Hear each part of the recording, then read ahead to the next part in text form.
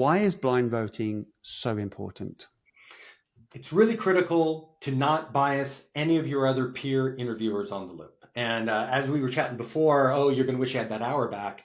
Maybe that was just a bad start of the day for the candidate. Maybe they're stressed because they thought they were going to get to the interview late, all sorts of challenges. That may have not been their best moment. You're about to make a serious investment in talent, and you want to make sure you give the candidate all the chance to be the best they can be. The other part of blind voting is maybe the first person you interviewed is a more junior interviewer. Maybe they're newer at it. Maybe they asked a question that doesn't really give you a good indicator if that person's good at their job. Ask them a brain teaser or something. Oh, they couldn't solve my brain teaser. I wouldn't hire them.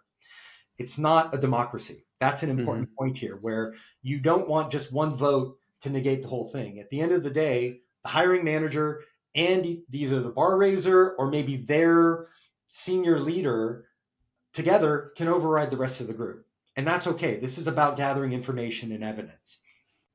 Okay, so everybody commits themselves, and there are 4 different types of vote, aren't there? Is it okay for me to say, I'm not sure? So here's how I would approach it. And in the tool, I've got a picture of a slide from my teaching materials on this interview excellence.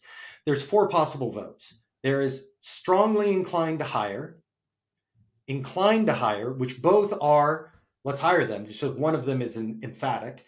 Then there's not inclined to hire for this role, this level, this job family. And then strongly not inclined to hire. 4 possible votes. And the 2 extremes should be used rarely, 5% of the time maybe. Because if you are constantly saying, oh, we should strongly incline to hire, well, maybe that person's actually a grade above the job we really have. If you're saying strongly not inclined, it's not just you don't think they should be hired for this job, but maybe we should not hire this person for anything anywhere in our company. So use those sparingly. But what's important is there is no on the fence. Because on the fence is a coward's vote. And oftentimes when you don't do blind voting, you'll have people go around the room, oh, what do you think? Oh, and the more junior people look to the more senior people, and they may try and mimic and follow because they may not be a confident interviewer. They may not have taken a position. You need to take strong opinions loosely held is how you should think about this. And it is perfectly fine to change your mind afterwards. Like, let me give you an example. So early on when I was at Tesco, and we were using this process of blind voting, and we were interviewing for a senior data scientist. So I was VP of product for all design analytics and for the e-commerce websites around the world for Tesco. And our head of analytics was hiring for a senior data scientist. So we had in this loop 4 people. It was myself. I'm the VP running the whole org. We've got my head of analytics, who's the hiring manager, who's an expert in this area. We had another head of analytics from another Tesco team, who's also an expert in this function. And then we had a relatively new interviewer who's in our loop, a product manager, not an expert in data science. Now, we had assigned these criteria. I had Think Big, skills and tools was the hiring manager, delivers results was the other head of analytics, and collaboration was assigned to the product manager. We did blind voting. I was inclined, hiring manager inclined, other head of analytics inclined, product manager, most junior person in the room, not inclined to hire. That opened up a really interesting conversation, starting with what was your concern? You had collaboration.